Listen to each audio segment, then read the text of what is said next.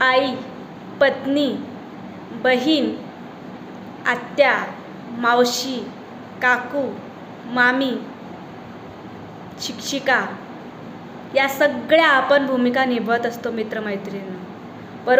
परंतु कुठे ना कुठे आपण स्वतःला गमवत असतो.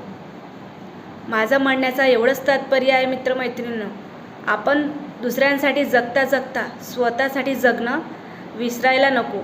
आपण या जगात स्वतःसाठी वेळ काढला पाहिजे आणि आपण आपल्याला प्रत्येक वेळी पॉझिटिव्ह एनर्जी दिली पाहिजे. आपल्याला हवं ते आपण केलं पाहिजे, कारण की जगण्याचा अधिकार आपल्याला सुद्धा आहे.